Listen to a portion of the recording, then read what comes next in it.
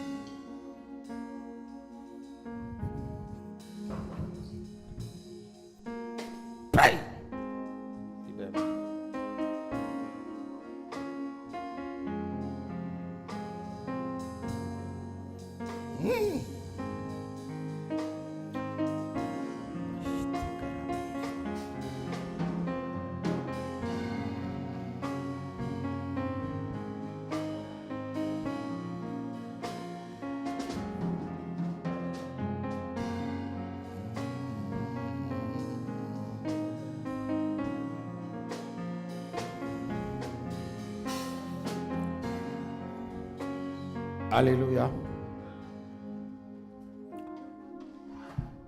Je fais ce que je sais bien faire. Chacun reste dans son couloir. Hein, Papa Sibi? D'autres prophétisent très bien, d'autres font Amen. Moi, je fais ce que je sais bien faire. Je ne veux pas copier quelqu'un. Amen. Je ne copie pas quelqu'un. Vous savez, l'homme de Dieu qui a marqué le 20e siècle, il n'avait jamais donné une prophétie. Il s'appelait Billy Graham. Suivez Billy Graham. Billy Graham, il n'avait jamais donné, même une parole de connaissance, il n'avait pas donné. Mais il prêchait. C'était son couloir. Amen. Moi, Dieu m'a appelé à la délivrance. Hein? Est-ce que vous comprenez? Quelles que soient les chaînes de l'ennemi, ça ne peut pas résister quand je suis là. Quelle que soit la sorcellerie, si je suis présent, elle va tomber. Elle va se plier. Amen. C'est comme ça, il faut connaître ce à quoi Dieu t'a appelé. Alléluia. Amen. Et il faut comprendre que des gens, il y a certaines personnes où le Seigneur envoie devant pour éclairer, ouvrir le chemin. Il y a beaucoup d'églises qui se créent aujourd'hui en France. C'est le travail des personnes comme nous depuis près de 20 ans. On a déjà cogné. C'est en train, le caillou est en train d'éclater. Donc les autres viennent. Hein? Jésus leur dit, je vous ai envoyé moissonner là où vous n'avez pas. Vous connaissez ce verset dans le livre de Jean. Je vous ai envoyé moissonner là où vous n'avez pas. Donc quand certaines personnes viennent moissonner, il faut qu'ils respectent ceux qui ont sémé depuis des années. Mais reste dans ton couloir. Amen. Parce que ce n'est pas l'œuvre de Dieu, ce n'est pas la concurrence. Fais ce que Dieu t'a demandé de faire. Lui-même, il fera sa part. Et je vous ai dit dimanche dernier, il y a des habits que si vous séchez au soleil, ça perd sa couleur, son éclat. Il y a des tissus comme ça. Tu ne peux pas mettre au soleil. Si tu mets au soleil, ça va perdre son éclat. Il faut toujours le garder. Même si tu le laves, tu le sèches là où il n'y a pas. Parce que c'est très précieux. Quelqu'un n'a pas entendu. Mais si tu as bien entendu, tu me donnes un amen. Je disais comment bâtir une relation solide dans les moments difficiles au milieu des problèmes. Il faut comprendre quelque chose. Quand tu commences une relation, que ce soit une relation d'amitié, que ce soit une relation de travail, que ce soit une relation de partenariat dans les affaires ou même une relation de mariage, il faut savoir qu'il va arriver un moment où la relation va être éprouvée. Dis éprouvée. Dis éprouvée. Et c'est quand la relation est éprouvée qu'on sait si la relation va être durable.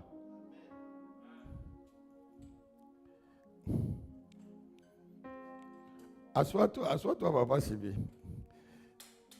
Non. Regardez, Papa Sibi. Regarde-moi. Tu es en train de. Regarde-moi. Dieu est en train de te restaurer, mon fils. Dieu te restaure. Dieu est en train de te restaurer. Dieu est en train de te restaurer. Assois-toi. Qui voit ce que je vois? Son épouse qui dit Amen là. Est-ce que tu vois ce que je vois? Tu vois ce que je vois? Voilà, il a mes yeux.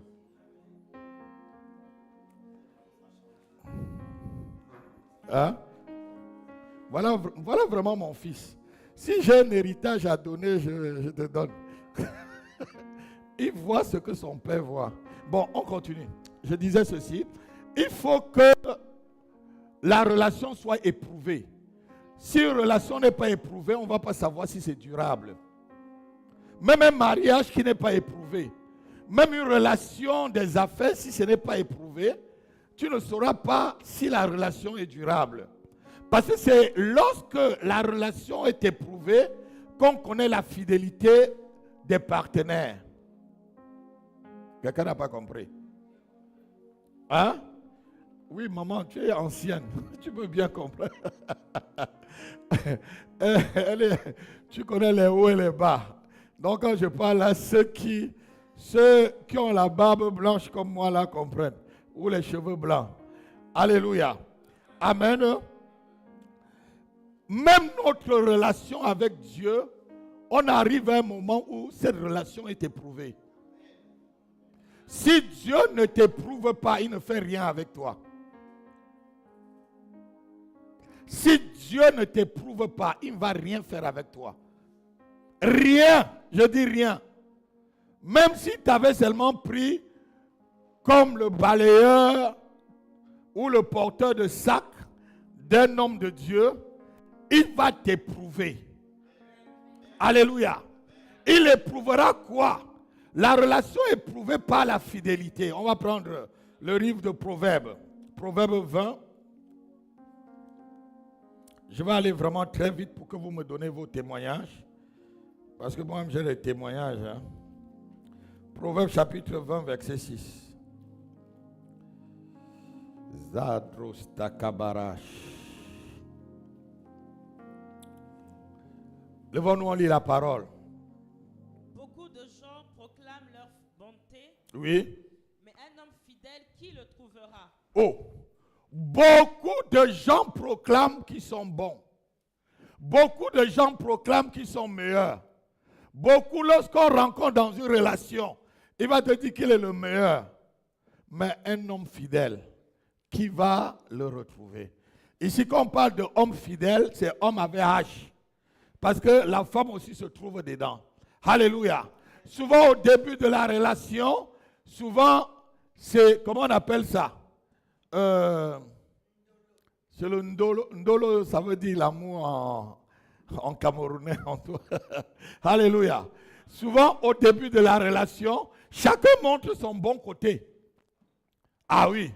Chacun montre son meilleur côté. Je suis bon. Mais quand la relation commence à durer, quand la relation commence à prendre du temps, c'est là où la face de chacun commence à... Alléluia. Asseyons-nous. Quand nous on était jeunes, nos oncles nous disaient, c'est après 5 ans que tu peux connaître une femme. 5 ans de mariage. Qu'elle commence à sortir ses griffes. Si elle est une tigresse, tu vas voir. Alléluia. Mais avant 5 ans, là, c'est encore le ndolo, comme votre maman vient de dire. Parce que là, maintenant, le masque tombe. Le masque tombe. Tu vis avec la vraie personne. Si elle dort et que les baves sont... Tu vas te réveiller le matin, tu vas la voir, les baves. S'il ronfle comme moi, tu vas voir ronfler. Alléluia. Et c'est là où tu vas commencer à supporter. C'est là où tu vas commencer à construire la solidité de cette relation. C'est là où maintenant tu vas commencer à montrer ta fidélité. C'est là où tu vas commencer à bâtir même ta fidélité. Beaucoup de relations, directement, lorsqu'on voit chez l'autre quelque chose qui ne nous plaît pas aujourd'hui, on prend Tokyo, comme on dit au Cameroun. On fuit. Alléluia. Mais tu fuis, tu vas aller retrouver toujours une autre personne. Il n'y a pas que les anges sur la terre. Alléluia. Tu vas trouver peut-être quelqu'un encore pire. Tu es sorti du trou. Tu vas aller entrer dans... Acclamons le Seigneur. Acclamons le Seigneur. Bâtir une relation solide. Alléluia. Même pendant les moments difficiles. Quand Dieu pose la question ici, un homme fidèle, qui le trouvera? Ça veut dire que c'est difficile de trouver. On n'est pas souvent fidèle dans une relation à cause de l'autre. On est fidèle dans une relation à cause de Dieu. Quelqu'un n'a pas entendu? Il arrive à un certain moment où tu dois aimer ta femme à cause de l'amour que Dieu met dans ton cœur et que tu devais faire elle. Vice versa pour ton mari. Ce n'est plus à cause de son caractère ou de ses beaux yeux ou à cause de ses longs cheveux. Je vous dis la vérité, si vous avez épousé une femme parce qu'elle a les longs cheveux, le jour qu'elle va t'énerver, tu vas prendre les ciseaux pour passer dedans. Elle va t'énerver, tu vas prendre le ciseau, tu vas couper ça. Amen. Amen. Il arrive un moment, lorsque on nous enseignait sur le mariage, le docteur Zach Fomo, qui n'est plus d'ici, c'était mon père spirituel, il nous parlait, un jour il a dit à sa femme, Prisca, est-ce que tu sais que je t'aime maintenant par la foi? c'est pas à la fois que je t'aime. Plus qu'à la regarde. C'est quoi? C'est quoi? Oui, c'est pas à la fois au Seigneur. Acclamons le Seigneur. Ah non, tu n'as pas. Et il était en train de dire que sa fidélité, amen, est basée maintenant sur la foi. Quelqu'un n'a pas compris. Quelqu'un n'a pas compris. Amen. Tu dois baser ta fidélité sur la foi au Seigneur, qui peut te soutenir, qui peut déverser encore l'amour dans ton cœur vis-à-vis de la personne avec qui vous êtes en relation. Quelqu'un ne me donne pas un amen. Quelqu'un ne me donne pas vraiment un amen. Donc, c'est lorsque il y a une épreuve et que vous surmontez l'épreuve à deux que vous commencez à bâtir une relation solide. Notez-le. Lorsqu'il y a une épreuve, vous surmontez l'épreuve à deux. Vous comprenez, chacun va de son côté réfléchir ce qu'il peut faire pour garder la relation. Là, la relation commence à devenir solide.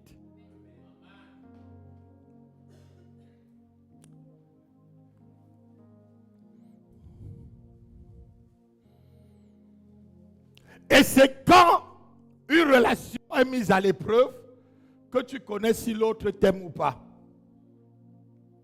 Oui. Parce qu'il n'y a pas d'épreuve.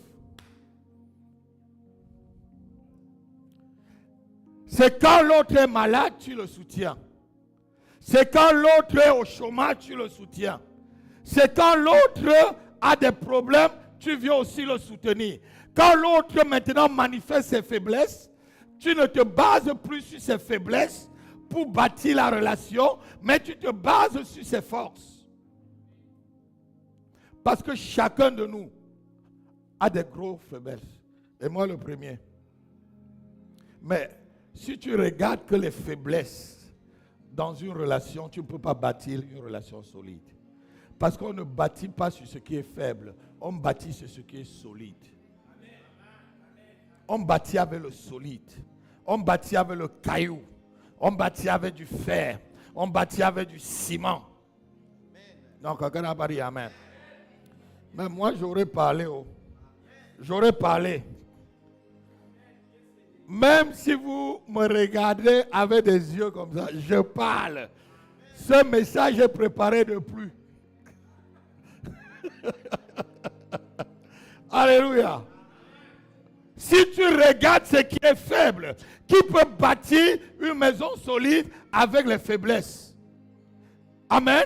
Jésus dit lui-même que celui qui bâtit sur le sable, lorsque le vent va venir, la maison va partir. Mais celui qui a bâti sur le roc, même le vent souffle, c'est toujours là. Amen. Donc dans une relation, regarde dans l'autre les forces que l'autre a. Et tu commences à bâtir dessus. Je vais vous dire, lorsque je me suis marié, je crois 3 ans après, je ne m'entendais pas avec votre maman. Parce que moi, je suis d'une culture bantou. Chez moi, bantou, ça veut dire bantou. Ça veut dire, on a chez nous des principes où je n'avais pas encore lâché. Dis avec moi, lâcher. Les principes. Lâcher les principes culturels. Alléluia. Et un jour, j'ai dit, Seigneur, je vais te chercher. Parce que, quelle est cette femme que tu m'as donnée? C'est pas normal. Je sors, je dis, je vais en retraite. Et j'ai pris une retraite, j'ai loué un hôtel à Compiègne. J'avais loué l'hôtel pour 7 jours. Mais le 3e jour, le Seigneur est venu me rencontrer. Et il m'a dit, prends une feuille blanche. J'ai pris la feuille blanche. J'ai marqué mon nom. J'ai marqué le nom de mon épouse. Il dit, regarde là où tu es fort. Elle est faible là. Regarde là où elle est forte. Tu es faible là. Regarde là où tu es fort. Elle est faible là. Regarde là où tu es, elle est faible, tu es fort là. Et finalement, lorsque j'ai compté, c'était égal. Et il m'a dit, je vous ai mis ensemble pour que vous puissiez vous compléter. Elle était surprise que je partais pour une semaine. 3 jours après, je reviens avec ma Bible. Et je la trouve devant la porte, je commence à l'embrasser. J'étais parti parce que je voulais gâter la relation. Bâti sur ce qui est fort. Bâti avec ce qui est fort. Parce que chacun a une faiblesse. Donc dans une relation, ne regarde pas la faiblesse de l'autre. Si tu regardes à ce qui est faible dans l'autre, la relation ne va pas durer. Même pasteur que je suis, si tu regardes mes faiblesses, nous on ne va pas collaborer longtemps. Je suis un homme. Je ne suis pas un Dieu. Je ne connais même pas le calendrier de Dieu. Non, quelqu'un n'a pas donné un amen. Quelqu'un n'a pas donné un amen. Je suis un instrument de Dieu. Alléluia. Dieu peut utiliser qui il veut, comme il veut. Alléluia. Il peut utiliser ce qu'il veut parce que c'est lui qui a tout créé. Quelqu'un ne me donne pas un amen. N'aie pas l'orgueil de taper ta poitrine, croyant que tu es le protégé du Seigneur. Les hommes de Dieu qui tapent leur poitrine parce qu'ils croient qu'ils sont les protégés du Seigneur, c'est leur problème. Quelqu'un me donne un amen.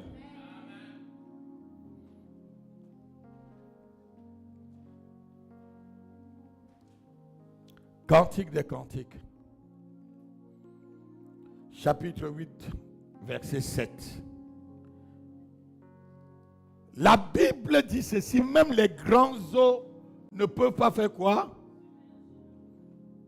Détruire. Détruire, parce que l'eau et le feu, c'est ce qui détruit sans que rien n'arrête.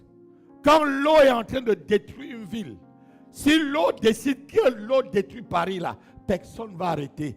Même le feu, lorsque le feu décide que ça détruit un endroit, personne. Regardez comment les sapeurs-pompiers souffrent pour arrêter le feu. Lisons. Cantique des Cantiques, chapitre 8, verset 7. Les grandes eaux ne peuvent éteindre l'amour. Oh, ça c'est merveilleux ça. Lis encore. Les grandes eaux ne peuvent éteindre l'amour. Voilà. Donc, lorsque l'amour est sincère, lorsque dans une relation, on a l'amour sincère, même les épreuves, lorsqu'elles viennent, elles ne vont pas éteindre cet amour-là. Au départ, c'est parce que l'amour n'est pas sincère. L'amour est calculé. Et l'amour calculé, ce n'est plus l'amour. Si tu m'aimes parce que tu as vu quelque chose en moi qui te donne un plaisir, le jour où tu ne verras plus la chose, donc tu vas me détester alors. Donc ce n'est pas moi que tu aimais, c'est la chose que tu avais vue. Non, quelqu'un n'a pas entendu. Une telle relation ne peut pas être solide, même en affaires. On va arriver dans le domaine des affaires. Si tu m'aimes, regardez souvent les relations de mariage qui sont basées sur l'argent. Quand le gars est foiré, n'est-ce pas, la fille prend encore son sac, elle trouve un autre gars qui est riche. C'était l'amour. Ah, je l'aimais. Non, c'est son argent que tu aimais. C'est son argent. Vice versa, même pour les garçons. Il y a aussi des gars, il y a des gars qu'on appelle gigolos. Hein? Des gens qui vivent à la trousse des femmes. Et le contraire de gigolo, c'est quoi? Non. Non. Mais pourquoi il y a gigolo pour les garçons et les filles aussi qui vont vers les hommes? On les paye quoi, ma fille? Gigola, hein? Couga, hein? Eh, vraiment. Alléluia. de telles relations ne peuvent pas être solides. Amen. Donc, l'amour même doit être sincère, doit être vrai, doit être solide, doit être sans intérêt pour que la relation soit solide. Si tu m'aimes, parce que quand tu viens ici, peut-être je prie pour toi et telle chose se passe. C'est que tu n'es pas sincère. Viens parce que tu veux prier le Seigneur. Viens parce que tu crois que ici, il y a un homme de Dieu et qui sait Dieu fidèlement et que Dieu est là.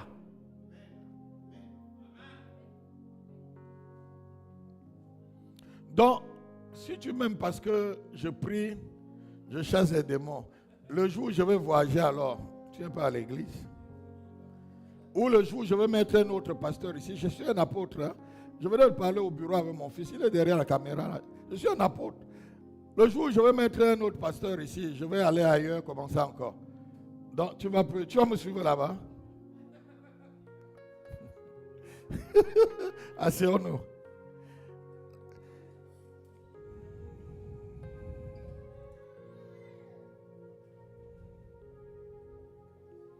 Dans une relation qui doit durer, notez ceci. Il faut respecter les considérations de deux côtés. Considère l'autre comme l'autre te considère aussi. Et il faut savoir que l'autre est différent de toi. L'autre n'a pas la même culture, la même éducation que toi. L'autre n'a pas la même histoire de vie que toi. L'autre n'a pas peut-être le même niveau d'études que toi. Vous savez, on nous a éduqués et enseignés dans le Seigneur d'épouser même une femme qui a le même niveau que toi. Même niveau d'études. Et Zach là, il était dur. Hein? Pour qu'il y ait compatibilité de réflexion. C'est comme ça qu'il nous disait. Alléluia. Tu dois respecter les considérations des autres. Pour qu'une relation soit solide, c'est comme ça.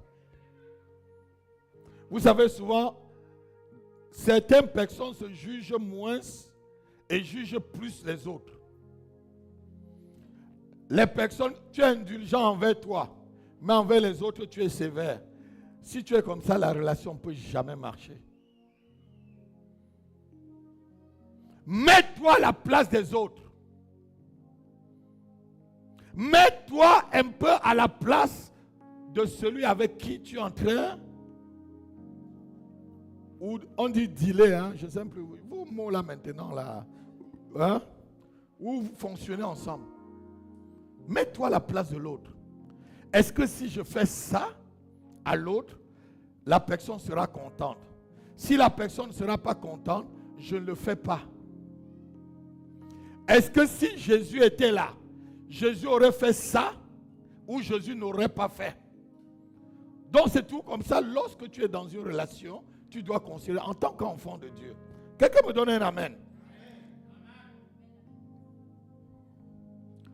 Dans une relation qui doit être solide, notez-le encore, l'un des partenaires ne doit pas trahir l'autre.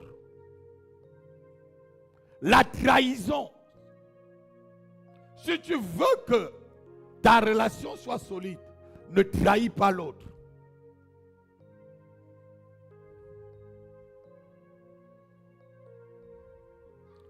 Ne déshabille pas l'autre à son absence. Déshabiller l'autre, ça veut dire quoi?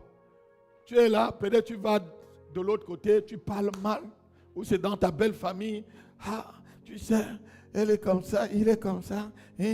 Non, non, non, non, ne déshabille pas l'autre. Tu es en train de toi-même détruire ce que tu veux bâtir.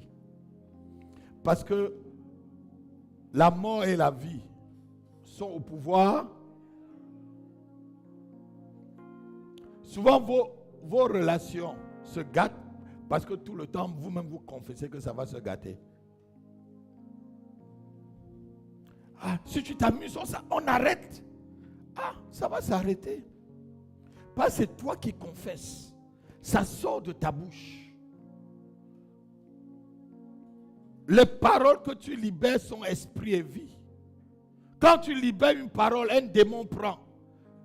Est-ce que tu as la capacité maintenant d'aller dire au démon de remettre la parole que tu viens de libérer? Elle rit. Oui, est-ce que tu as la capacité?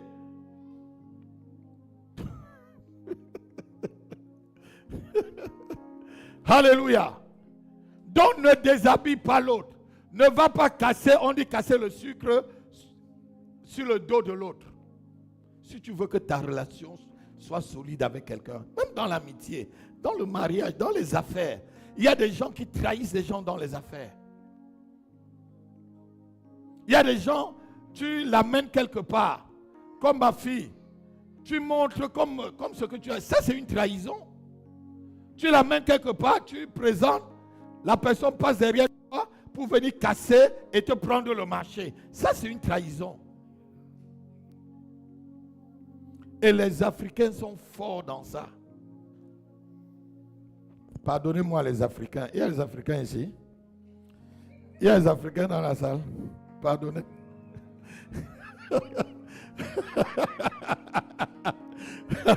Acclamez le Seigneur. Acclamez le Seigneur. Ils sont très forts.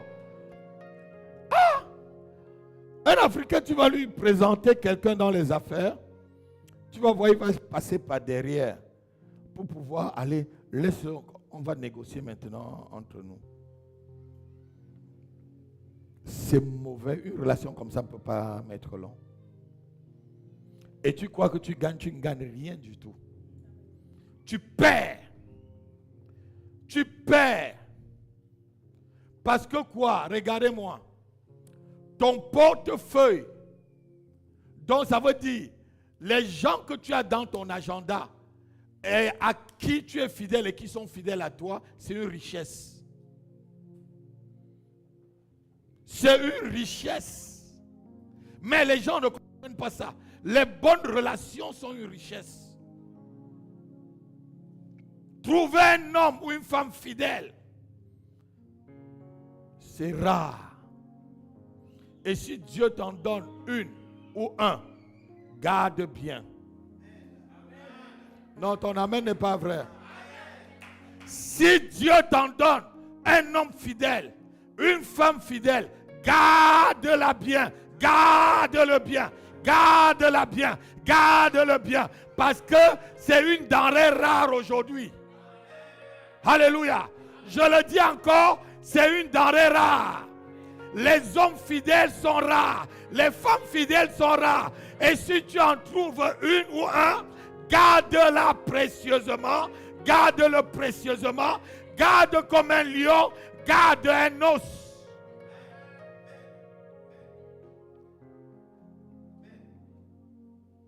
C'est une denrée rare. Hein?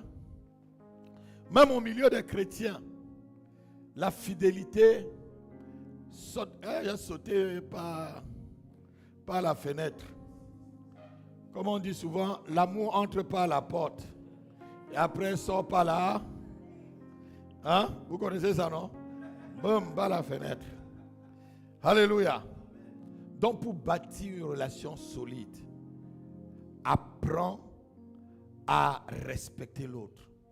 Ne le trahis pas. Ne parle pas mal de lui. Alléluia. Et si c'est ton mari ou ta femme, celui qui parle mal de sa femme parle mal de lui-même. Parce que c'est vous les deux forment une seule. Alléluia. Amen. Quelqu'un me donne pas un amen. Quelqu'un me donne pas un amen. Donc ne salis pas l'autre à son absence. Ne dis pas c'est-à-dire ne vends pas le mauvais côté de l'autre.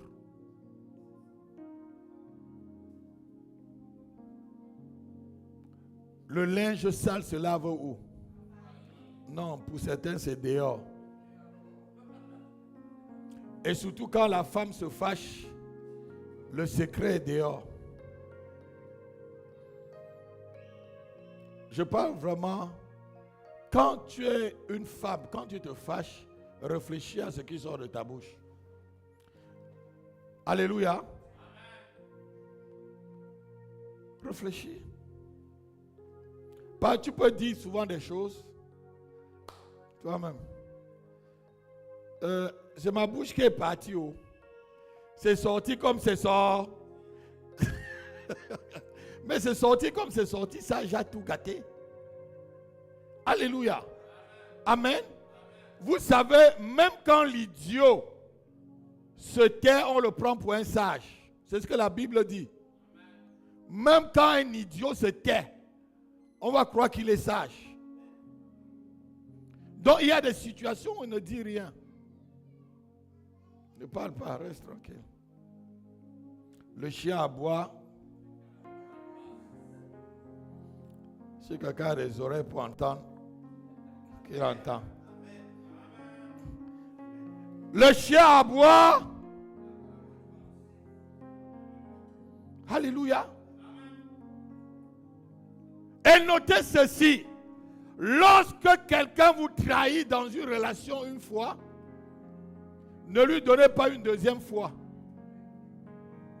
Non. Paul dit à Tite ceci. Si tu as déjà averti quelqu'un deux fois, c'est pas toi de la personne. C'est ce qu'il dit à Tite. Si tu l'as déjà averti que ce n'est pas bien ce qu'il a fait 2, 3 fois, même 2 fois même, c'est pas toi. Regardez-moi. Moi, mon expérience, il n'y a jamais un sans le deuxième. Ceux qui m'ont trahi parmi les hommes de Dieu, lorsque je les ai encore amenés vers moi, ils m'ont fait la même chose. Et même dans le monde, avant que je rencontre le Seigneur, j'avais un ami que j'aimais beaucoup. Un jour, comme c'est moi toujours qui l'amenais manger au restaurant, c'est moi toujours qui finançais. Un jour, je l'ai amené. Il m'a dit, on est sorti, on était en classe de première. Non, c'était terminal ou première, quelque chose. Il m'a dit, Dieu donné, c'est moi qui t'amène samedi. Hein, on se rencontre dans tel restaurant en ville. C'est moi qui paye. N'est-ce pas? J'étais aussi content. On va au restaurant, on commande, je commande bien à boire, à manger. Bien.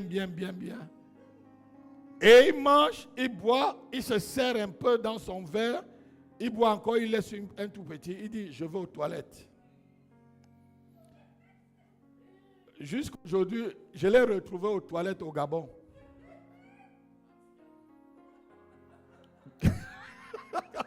Je l'ai retrouvé au Gabon. Au Gabon des années après. Il m'a laissé là-bas comme ça. Heureusement que j'avais de l'argent pour payer. Et il revient au Gabon. Je l'amène dans le Seigneur. Ce monsieur voit même des anges. Il vient à l'église pendant près de 4 mois. Je le trouve le travail au port de Libreville. Un bon travail. Je ne le vois plus à l'église. Je vais maintenant le chercher là où il habitait. C'est une jeune fille qui sort à la porte. Il m'a dit qu'il ne veut pas vous recevoir.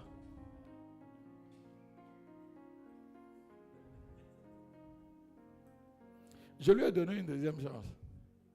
Si c'est aujourd'hui là, je ne donne plus. Ce n'est pas que je ne suis pas méchant. Donc dans les relations, il faut savoir. Il faut connaître qui. Déjà dans une relation, déjà les premiers moments, les premiers temps, tu peux savoir si cette relation va marcher ou pas. Si tu cherches une fille, tu veux l'épouser, vois comment elle parle à son père.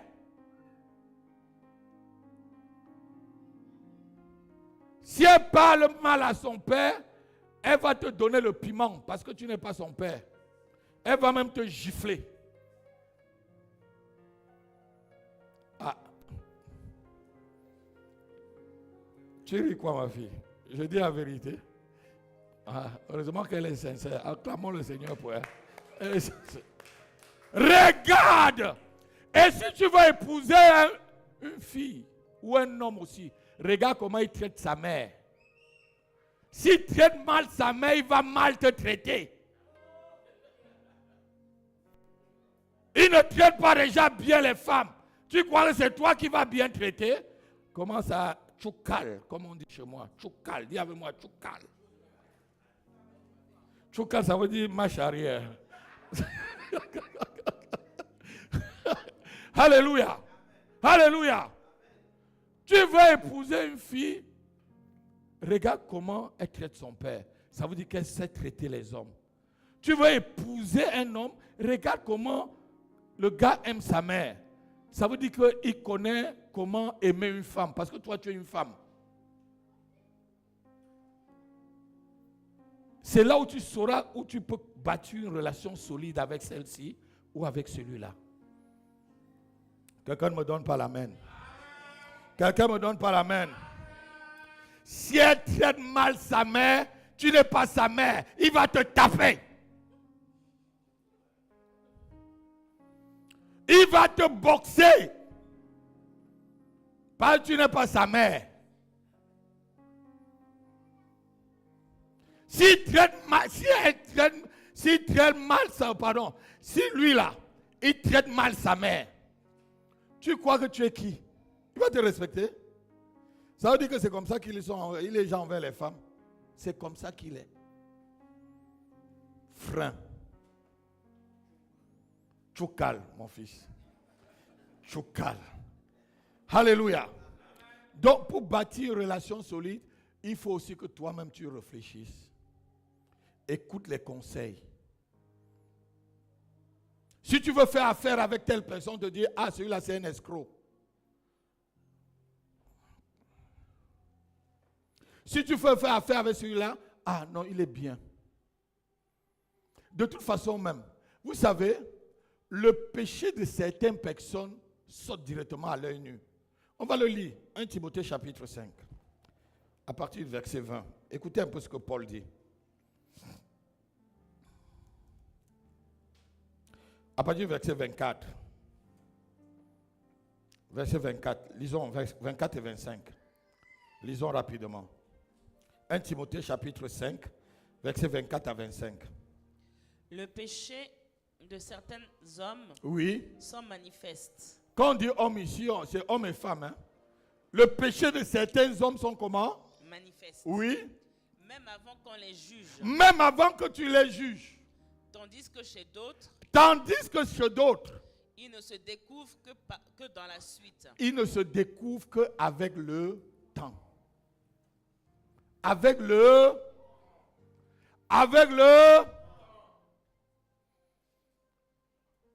Vous savez, le temps compte pour bâtir une relation solide. Job chapitre 32, verset 7. Les jours parlent. Les jours te diront. Laisse le temps continuer. Laisse le temps.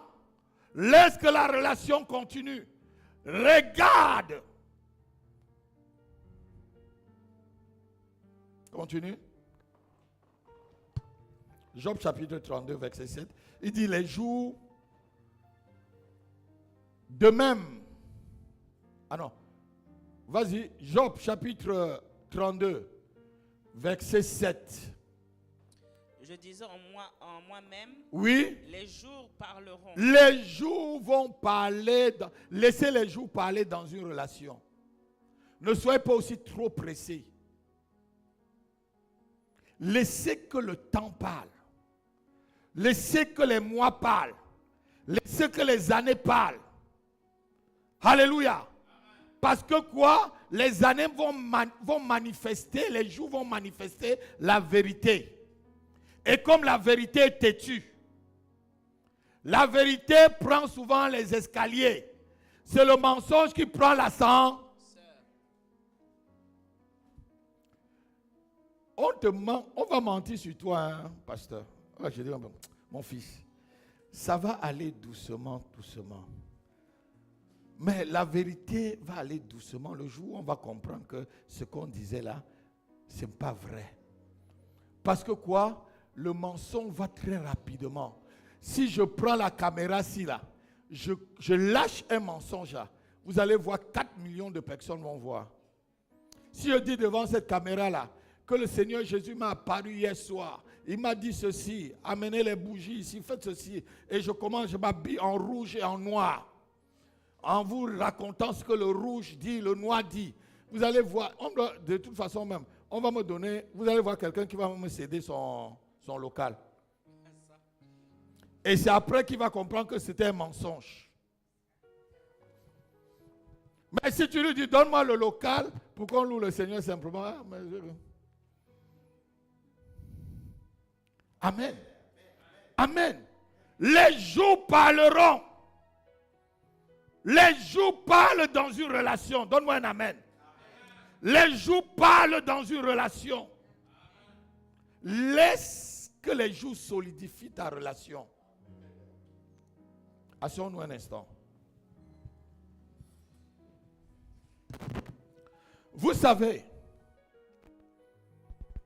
comme j'ai dit tout à l'heure, quand tu trouves quelqu'un qui est bon, vrai, comme Joseph, la Bible dit que Joseph était un homme bon. C'est pourquoi quand il a trouvé que sa fiancée était enceinte, il n'a pas voulu souiller sa fiancée. Il a plutôt cherché à rompre sans la trahir. Sans la... Ça, c'est quelqu'un qui est bon. Ça, c'est quelqu'un qui connaît bâtir une relation. Mais déjà au début d'une relation, tu dis quelque chose à quelqu'un, tu entends ces gens en Guadeloupe. Radio Guadeloupe ou radio ne parle plus. Il y a des gens chez moi au pays Bamileke. Nous, on est de l'Ouest. Ah, toi aussi, tu es de l'Ouest. Tu es de l'Ouest aussi? Ah, moi, je suis de l'Ouest. Tu comprends? Chez nous, à l'Ouest, on dit qu'il y a des gens, lorsque tu vas à la selle, si tu le vois, fais de façon qu'il n'entend même pas l'odeur. Parce qu'il va aller raconter dehors. Quand c'est ce genre de personnes, ferme, arrête la relation. Arrête. Ça ne va pas être solide. Vous savez, mieux vaut avoir 2 ou 3 amis qui sont comme des frères que d'avoir 40 amis qui sont des ennemis pour toi. Mieux vaut avoir 2 ou 3 amis, parce que la Bible dit que au jour du malheur, un vrai ami est comme un frère. Il y a des gens, ils ont plein d'amis comme ça. C'est ces amis-là même qui cassent ton mariage, qui cassent ta relation, qui cassent tes affaires, qui vont chez les marabouts même pour te faire du mal. Un autre mal que j'ai vu chez les Africains. Tu peux voir quelqu'un qui fait que son beignet haricot en route là. Peut-être qu'il a son capital de 20 000 francs pour faire son beignet haricot. Tu vois, quelqu'un peut aller dépenser 500 000 pour faire du mal. Pour que ça échoue. Méchanceté. C'est de la méchanceté. Alléluia. Mais on appelle ça quoi? C'est la méchanceté, non? Tu vois ton frère ou ta soeur qui fait que son beignet haricot, ça marche. Peut-être c'est à côté d'une école. Tu vas aller chez un marabout pour féticher ça. Le marabout te demande 500 000. Tu donnes. C'est la méchanceté. De telles personnes, c'est eux qui souvent détruisent les familles. Parce qu'ils veulent détruire tout le monde pour être seuls. Et dans une relation encore, notez ceci. Si c'est une relation d'amitié, si tu sens dans une relation d'amitié que la personne avec qui tu veux être en amitié se voit supérieure à toi, laisse-le. S'il se croit supérieur à toi, laisse-le. Et s'il se voit aussi inférieur à toi, laisse-le. Dans une amitié, il faut que vous vous voyez comme des égaux. vous vous voyez vraiment comme des égaux. Pas tu ne viens pas, tu ne l'aimes pas comme ami parce que tu veux quelque chose de lui, comme j'ai dit au départ. Tu l'aimes parce que c'est ton ami, tu aimes son succès, tu aimes qu'il soit heureux, tu aimes qu'il soit bien, tu aimes qu'elle soit bien. Mais si quelqu'un vient avec toi pour l'amitié, tu veux l'amitié avec quelqu'un, ou une relation avec la personne commence à se montrer. Il passe son chemin. Ce n'est pas lui qui te donne le sommeil, ni le sel. Tu lui demandes le sel chez lui. Tu lui demandes la permission pour dormir. Ma fille Maggie. Alléluia. J'ai vu des hommes de Dieu où je les ai approchés. C'est comme si le gars n'allait pas aux toilettes. Et Dieu dans la nuit me montre qui ils sont sur le plan spirituel. J'ai dit, mais c'est celui-là. Dieu me montre qui il est dans le plan spirituel. J'ai dit, ah, c'est toi là. Non, j'ai même compris pourquoi tu ne pouvais pas. Tu gonflais devant moi. Parce que c'est les tonneaux vides qui font comme ça. Quand tu es plein, est-ce que tu as besoin? Quand un tonneau est plein là, est-ce que tu peux soulever ça facilement? Ou quand tu tapes, ça fait. Mais quand c'est vide, non, souvent les gens qui font trop de bruit sur Internet là, c'est des tonneaux vides. C'est des tonneaux vides. Si tu connais qui tu es spirituellement, tu n'as pas besoin de faire des bruits. Si tu connais qui tu es, tu n'as pas besoin de faire des bruits.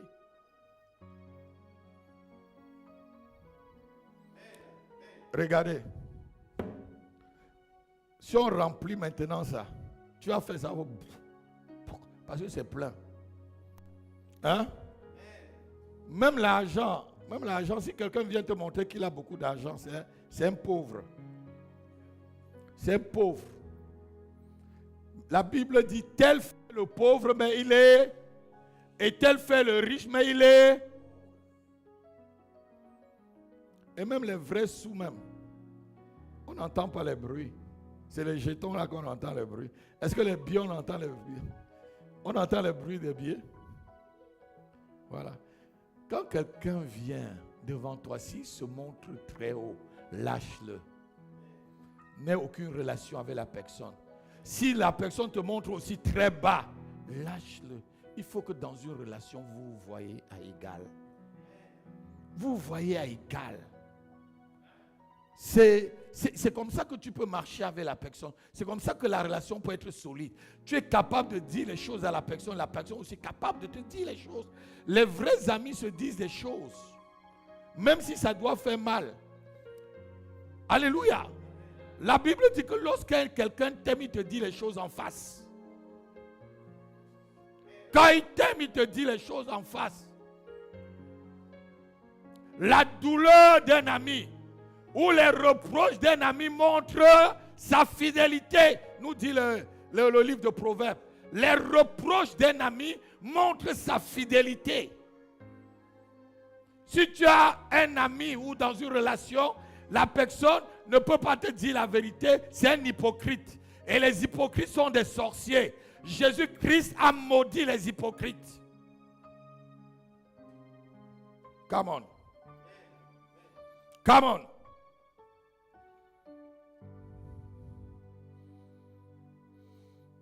Une vraie relation sera jugée par le temps, comme je l'ai dit. Une vraie relation solide.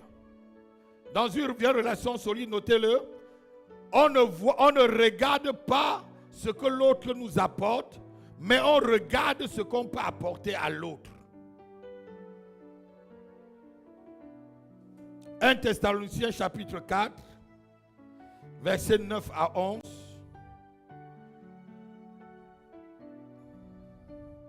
1 Thessaloniciens chapitre 4, versets 9 à 11.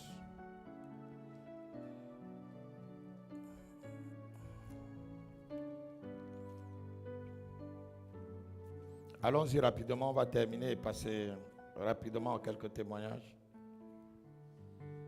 Pour ce qui est de l'amour fraternel, oui, vous n'avez pas besoin qu'on vous en écrive. Quand vous n'avez pas besoin, car vous avez vous-même appris de Dieu à vous aimer les uns les autres. Oui. Et c'est aussi ce que vous faites envers tous les frères dans la Macédoine entière. Voilà, mais nous vous exhortons, frères, à abonder toujours plus. Abonde dans une relation qui doit être solide. Abonde toujours plus en charité, en amour. Dans cet amour. Dans cet amour, mets toujours l'amour. Et à mettre votre honneur à vivre tranquille. Regardez, dans une relation, ne cherche pas à détruire la relation. N'est pas celui qui amène toujours la zigzanie dans la relation. Il y a des relations où tu reproches toujours l'autre. Tu ne fais que reprocher l'autre. Toi, tu es comme ça, tu es comme ça, tu es comme... Non. Il est comme ça. Mais il n'y a pas un autre côté. Est-ce qu'il y a une pièce qui n'a pas d'autre face? Continue. À vous occuper de vos propres affaires. Oui. Et à travailler de vos mains comme nous vous l'avons recommandé. Colossiens, lisons maintenant Colossiens 3, versets 12 à 14. Et après Jacques chapitre 2, et je vais conclure. Colossiens chapitre 3, verset 12 jusqu'au verset 14, qui dit l'amour c'est le lien de la perfection. Ainsi donc, comme des élus de Dieu, saints et bien-aimés, revêtez-vous d'entrailles de miséricorde. Dis avec moi miséricorde. Miséricorde. Pour qu'une relation soit solide, il faut que dans tes entrailles, tu sois quelqu'un qui a de la miséricorde. Il y a des gens qui n'ont pas de miséricorde. Il y a des gens pour qu'une relation soit solide, elle n'a pas de miséricorde et la relation se casse. Garde la miséricorde. Parce que quoi? Dans le livre de Jacques, allons dans le livre de Jacques, chapitre 2, verset 13 ou 14, il dit, la miséricorde fait quoi? Triomphe du jugement. Et la miséricorde, si tu veux une relation solide. Car le jugement est sans miséricorde. Pour qui n'a pas fait miséricorde. La miséricorde. Triomphe du jugement. Il faut avoir de la miséricorde. Alléluia. Même si l'autre t'a blessé, vous allez lire les autres versets à la maison, on va vous dire, pardonnez-vous les uns les autres. Si vous avez à vous plaindre dans le livre de collection, pardonnez. Et de la miséricorde. Parce qu'il n'y a aucune relation parfaite. Il n'y a aucune relation qui est parfaite. Aucun mariage qui est parfait. Aucune relation entre les hommes n'est parfaite. Même entre le gouvernement, vous voyez, regardez comment ils se tiraillent. Mais après, ils mangent ensemble au restaurant. Alléluia. Alléluia. La Bible dit que si tu vois ton ennemi qui a faim, donne-lui à manger. Il n'a pas dit empoisonne-le. Mais aujourd'hui, là, dans les milieux chrétiens, quand tu vois un frère qui est ton ennemi ou une soeur qui est ton ennemi qui a faim, tu l'empoisonnes. Jusqu'à ce qu'on a même peur. Nous, là, quand on a été chrétiens dans les années 94-95, on n'avait pas peur de manger sur une soeur ou chez un frère. On n'avait pas peur de manger sur le pasteur. Tu vas même chez un pasteur aujourd'hui, tu as peur de manger. Tu vas dans une église, on te donne l'eau. Mon frère, tu as peur. Il faut que tu pries pour l'eau avant de boire. J'étais chez un pasteur au Canada, comme j'étais là. Il m'a dit, pasteur, on m'a empoisonné ici. C'est mon grand frère qui est dans l'eau. Je t'ai parlé. On est à Mondiovision, je ne veux pas dire. Il dit, c'est mon grand frère qui est venu me porter dans la nuit pour aller à l'hôpital. On m'a fait le check-up. On dit, il n'y a rien. Il faisait 42 de fièvre. C'est un autre pasteur qui l'a empoisonné. Et un prophète, tu connais le prophète qui l'a appelé. Il a dit, vous étiez dans le bureau avant que la soeur telle ne mette l'eau. Voilà les incantations qu'on a fait sur l'eau pour que tu puisses boire. Pas de miséricorde. C'est pas comme ça qu'on nous a éduqués chrétiens. Alléluia. Pour qu'une relation soit solide, il faut avoir la miséricorde. Et miséricorde envers l'autre. La miséricorde, ça veut dire qu'un pardon qui dépasse. Ça dit un pardon qui dépasse même la grâce. Ça dit, tu n'as pas droit au pardon, mais on te pardonne. Et on te repardonne. Comme le père qui a vu son fils prodigue qui est arrivé à la maison, il ne lui a pas dit, tu es un bandit. Tu as pris ta part de richesse, tu es parti dépenser avec les prostituées et tu reviens ici. Allez, pas bandit. Non, il a pris seulement, il a dit déshabillez-le, il était sale, mettez-le un habit neuf, mettez-le un anneau au pied, à la main, pardon, habillez-le comme un prince. Mon fils qui était... Et ça, c'est la miséricorde. Et si tu veux une relation solide, c'est comme ça que tu dois la bâtir. Quelqu'un me donne un amen. Quelqu'un me donne un amen. Quelqu'un me donne un amen. Lève-toi, tu vas prier 5 secondes avec moi et tu prépares ton témoignage. Librahafadash takarabrando stevara. Nandra zabadosh. Dis avec moi, Père, transforme ma vie afin que je sois un instrument de bénédiction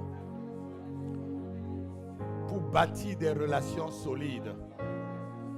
Au nom de Jésus-Christ, ce qu'il y a dans mon sang que j'ai hérité de mes parents qui casse mes relations pendant que je prie, ces informations sont complètement effacées dans mon sang. Prie comme ça 2 minutes. Ce qu'il y a dans ton sang qui empêche que tes relations soient solides, qui empêche que tu peux vivre une vraie relation. Pendant que tu pries, que ces choses, ces informations s'effacent au nom de Jésus-Christ. Que ces informations soient formatées. Que ces informations soient supprimées. Au nom de Jésus-Christ. Au nom de Jésus-Christ. Les kadarabababababash. Les kabaradagarosh. Les kabaradadosh. Les karababababosh. Libradasto kabara. Mandare garobash.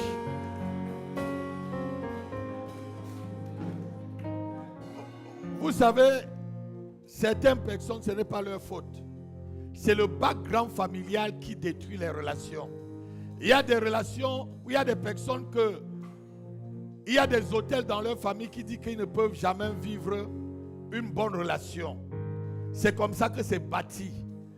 On dit tu es la femme, mais tu vas aller travailler l'argent pour venir nous donner. Tu es l'homme, tu ne trouveras jamais une femme heureuse parce que tu dois venir nous remettre tout ce que tu as. Alléluia. Lève ta main, tu dis au nom de Jésus-Christ. Tout hôtel de ma famille qui brise mes relations, pendant que je prie en tapant les mains, tu prends feu. Tu prends feu. Tu prends feu. Je t'incendie. Je t'incendie. Au nom de Jésus.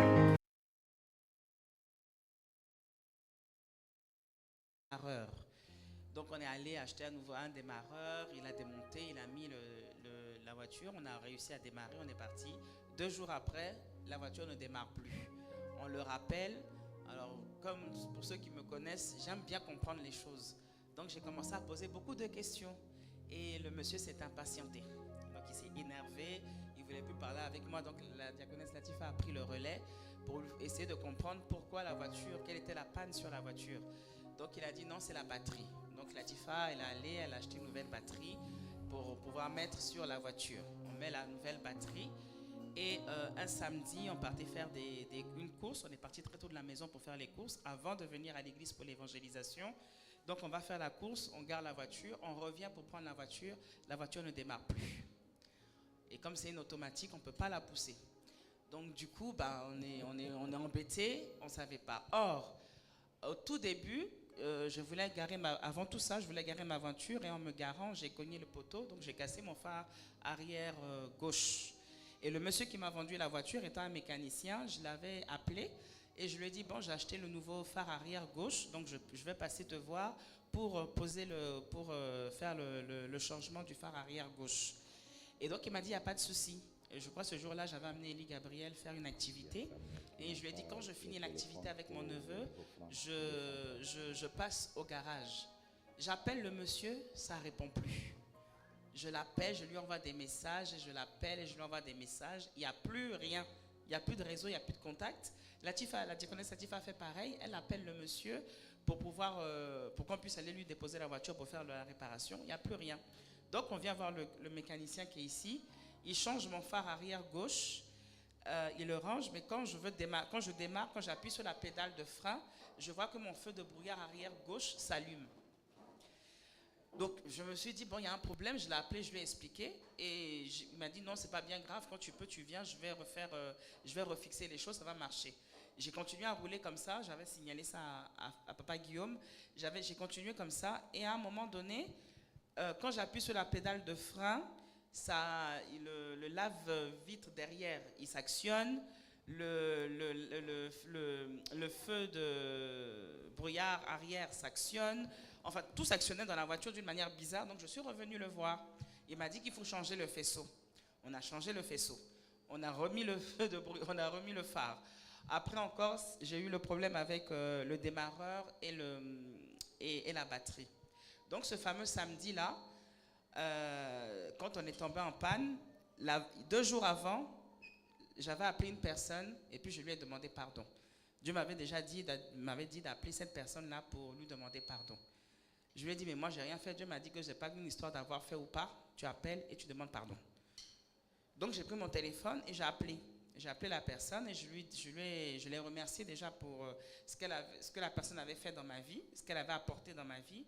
Et je lui ai demandé pardon. Je lui ai dit, bon, des fois, on peut poser des actes. Pour nous, ça semble bon. Mais pour la personne qui reçoit l'acte, ça semble mauvais. Et la personne est frustrée, la personne est choquée. Donc vraiment, si j'ai fait quelque chose vraiment par inadvertance, sans le savoir, et qui t'a choqué, qui t'a blessé, je te demande pardon. Ça, je l'ai fait le jeudi. J'ai échangé avec la personne, on a fini et tout ça. Et le samedi, ma voiture encore retombe, ne démarre plus. J'ai dit à Latifa, moi je ne rappelle pas le mécanicien là. Parce que moi je suis fatigué avec eux. Un coup c'est le démarreur, un coup c'est la batterie, je ne rappelle plus. Je vais quand même essayer. Celui qui nous a vendu la voiture, j'appelle, la ligne passe. Et je lui ai dit, mais tu étais où? Il dit, mais depuis le jour où tu m'as appelé pour dire que je devais changer le phare arrière, moi je t'attends. Je dis, mais je t'ai envoyé des messages. Je dis, j'ai rien reçu. Il m'a montré son téléphone, effectivement. Il n'a reçu aucun des SMS qui de chez moi est parti, mais chez lui n'est pas arrivé. Aucun des appels que j'ai émis n'a été reçu. Aucun des appels que Latifa a émis n'a été reçu. Mais après avoir fait l'acte, parce que la personne que j'ai vue aux côtés de ma voiture quand j'ai fait le rêve et qu'elle était en panne, c'est la fameuse personne là que j'ai contactée pour pouvoir demander pardon. Et quand je l'ai eu le samedi, le jeudi, le samedi, la connexion s'est rétablie avec le mécanicien. Et quand on est arrivé au garage, il a dit, bon, laisse-moi la voiture, je vais regarder. De toute façon, j'ai les appareils, je vais regarder si c'est l'alternateur qui a un problème ou si c'est autre chose. Donc, il a démonté la voiture, l'alternateur n'a aucun problème. La batterie, aussi bien l'ancienne qu'on avait et le démarreur ancien qu'on a gardé, les deux fonctionnent. Donc, les nouveaux qu'on a achetés, on les a achetés pour rien. Et il m'a dit, le problème, c'est que peut-être qu'il y a une masse au niveau de l'électronique. Donc, cherche un mécanicien électricien qui va regarder s'il n'y a pas une masse par rapport au faisceau qui t'allume le feu de brouillard arrière, là, par rapport au faisceau, pour voir si ce n'est pas ça le problème. Donc, aujourd'hui, la voiture, elle fonctionne très, très bien. Seulement que, bon, quand je l'arrête, il faut que je sois patiente pour la redémarrer au moins de 5-10 minutes avant de la redémarrer, le temps que moi, je trouve un mécanicien électrique. Donc, je voulais rendre ce témoignage pour dire que le pardon est une puissance qui libère. Amen. Le pardon est une puissance qui libère. Peu importe que tu aies raison ou que tu aies tort, il faut demander pardon. Ce n'est pas parce que tu as demandé pardon que tu perds ta valeur. Ce n'est pas parce que tu demandes pardon que tu n'es plus ce que tu es devant le Seigneur. Donc, j'ai expérimenté ça et j'ai compris que moi qui avais un petit côté quand même tendance à garder les choses, j'ai compris que non, ça ne sert à rien. Ça ne sert strictement à rien. Dieu s'occupe de tout.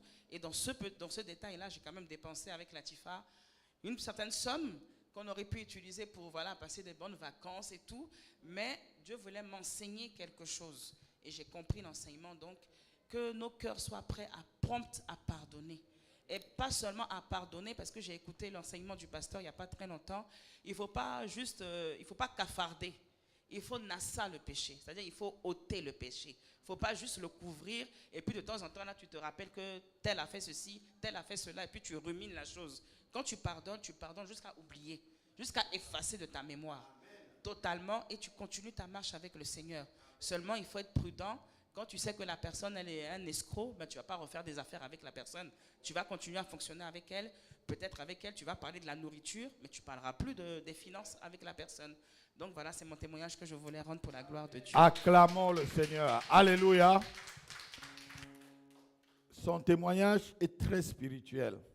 J'ai eu à amener quelqu'un à aller demander pardon à sa tante, qui n'est même pas chrétien, pour sa délivrance. Seulement pardon à la tante. Elle n'est pas chrétienne. Et son problème, c'était que sa tante était fâchée. J'ai dit, achète un sac de riz, le sel, l'huile, va la donner pour la bonne année. Tu vas voir que ce problème finit. C'est-à-dire, il faut comprendre la puissance du pardon. Et quand elle est arrivée, ah non, ma fille, il ne fallait pas, ah non, mais elle a prié la main. Il faut savoir demander pardon pour libérer certaines choses. Les chrétiens sont trop... Je ne comprends pas. Ils sont même pas trop spirituels, mais ils sont trop naïfs. Ah, c'est parce que je suis en Jésus-Christ, Jésus-Christ a tout fait. Non, il y a des choses qu'il faut savoir comment faire pour te libérer. Il y a souvent un vent qui peut venir, il faut te baisser. Le vent là ne va pas t'emporter. Mais si tu es debout, ça te frappe. C'est les hommes spirituels. Sois béni, ma fille. Viens, ma fille. Ceux qui ont des oreilles pour entendre le pardon. Mettez-vous ici. Non, mettez-vous devant là où on se met. Bonjour, je représente ma famille et au nom de ma famille, nous tenons à remercier sincèrement le pasteur Happy pour ses prières. Depuis que je suis dans cette église, le Seigneur a beaucoup fait pour moi et le Seigneur me montre, le Seigneur m'apprend grâce aux enseignements du pasteur Happy. J'arrive à mieux prier et j'arrive surtout à prier avec précision afin de démanteler tout ce que mes ancêtres ils ont fait. Et je remercie le Seigneur infiniment. C'est pas moi qui ai choisi cette église, c'est le Seigneur qui m'a envoyé dans cette église. Et je le tenais franchement à remercier le Seigneur. Et pour finir, merci beaucoup au Seigneur parce que mon père était gravement malade et ça va de mieux en mieux. Donc, Amen. Donc au nom de ma famille, nous disons merci. Et le Seigneur fait beaucoup de choses dans notre vie. Et merci infiniment. Merci. Alléluia. Acclamons le Seigneur. Alléluia. Amen. Amen. Ça, c'est un grand témoignage. Ça m'encourage. Hein? Ça m'encourage. Je continue à travailler. Hein? Jusqu'à ce que Jésus vienne. Qui encore? Qui avait? Toi aussi, mon fils.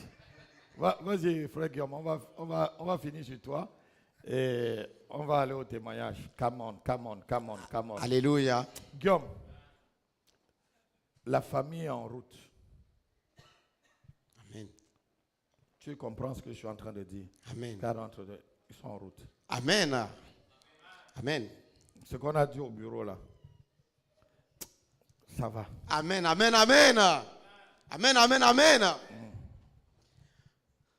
Bon, c'est un grand témoignage. J'ai dit bien un grand témoignage. C'est court, mais c'est grand.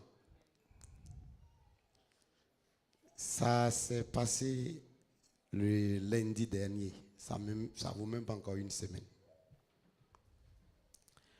J'étais en train de parler avec la diaconesse Elodie. On parlait des prières dans une causerie. Et à un moment donné, dans notre causerie, je lui ai dit, bon, elle parlait de prières, elle me donnait souvent des versets bibliques, des paroles prophétiques. Et dans notre causerie, là, j'ai dit, ben, toi, je vais venir encore apprendre chez toi. Hein. Elle m'a dit, non, juste, il faut lire beaucoup. Et elle m'a envoyé je ne sais pas comment. Elle m'a envoyé un livre, l'ultime assaut. De Rick Joyner. Voilà. Donc, elle m'a dit de lire ça. J'ai commencé à lire. Et dans notre causerie, là, je lui ai dit, bah, le livre que tu m'as envoyé, c'est intéressant. Je suis à la 5e page. Elle a dit, moi, je suis déjà à 19. J'ai dit, ben quoi? Quand moi, je prends, je lis même, ne serait-ce 2 paragraphes, je dors déjà.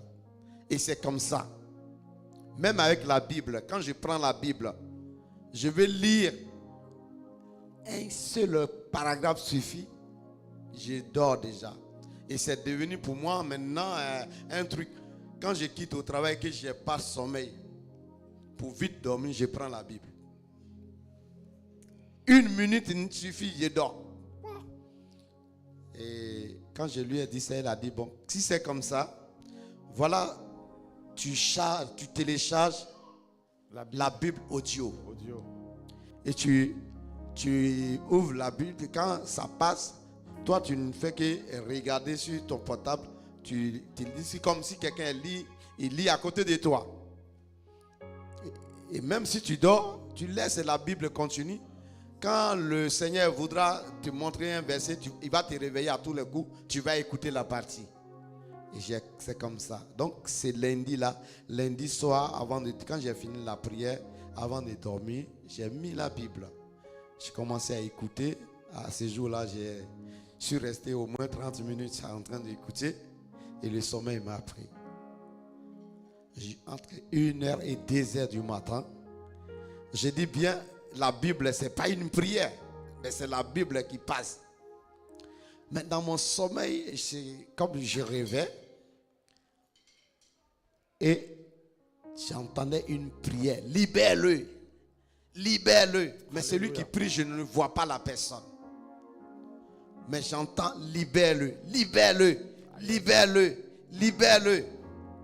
Et dans libère-le là, je me vois en train de tousser. Je commence à tousser. Alléluia. Dans le rêve, je commence à tousser. Je me vois en train de tousser. Et là, ça vient. Libère, libère, libère-le, libère-le, libère-le. J'ai commencé à tousser. Un coup, j'ai failli vomir. Donc quand j'ai régurgité, c'est ça exactement la bonne phrase. Alors, je me réveille en sursaut. Heureusement, le Seigneur m'a réveillé à temps pour me libérer. Je me réveille en sursaut. J'ai commencé à vomir, mais pas possible. Dans mes narines. Tout. Je suis tombé. Je me suis relevé. J'ai attrapé le mur et j'ai commencé à vomir. Mais ça passait dans mes narines. Heureusement, mon fils, puisque ma famille allait en vacances, j'étais resté avec Albin. C'est lui qui a entendu. Comme lui, il occupait la chambre des filles à côté, il est sorti. Il allait appeler son grand frère Darius de l'autre côté. Ils sont venus m'attraper. Qu'est-ce qui se passe? Il n'y a rien. C'est la délivrance. Donc, voilà l'esprit d'assoupissement qui est sur moi. Depuis que j'ai vomi là, j'ai laissé la Bible audio à côté. Je prends ma Bible. Alléluia. Et je lis. Je peux faire au moins 15, 10 minutes, 20 minutes. Il n'y a pas encore sommeil. Alléluia. Donc, c'est ce témoin-là que je vais rendre. Grâce à la diagonesse, le Seigneur m'a libéré. Alléluia. Amen. Amen. Amen. Mon fils, tu dois lire la Bible des heures. Amen. Amen. Amen. Tu dois te charger de la Bible. La Bible, c'est comme une Puis ça dit, comment on appelle c'est ton chargeur spirituel. Oui, c'est ton chargeur spirituel. Amen. Donc, regarde quand tu la lis, la Bible dit qu'il envoie sa parole et sa parole les libère. Quand tu écoutes la Bible, ça te libère. Quand tu écoutes même la parole de Dieu, ça te libère. Quand tu écoutes la Bible, quand tu écoutes la parole de Dieu, ça te purifie. Déjà, vous êtes pur parce que vous avez écouté cette parole, dit le Seigneur Jésus-Christ. La délivrance, ce n'est pas seulement quand on vous impose les mains, vous tombez. Non. La délivrance aussi, c'est quand tu écoutes la parole. Déjà, vous êtes pur parce que vous avez écouté, dit le Seigneur Jésus. Il est vrai qu'il y a des délivrances, on va imposer les mains et tout. Mais en écoutant, en venant à l'église et tu écoutes la parole tout le temps, ça te libère. Ça, c'est une forteresse qui est partie. Et lorsque la forteresse part comme ça, ça veut dire que tu es complètement libre. Le chemin est ouvert. Alléluia. Est-ce qu'on peut acclamer le Seigneur? Amen.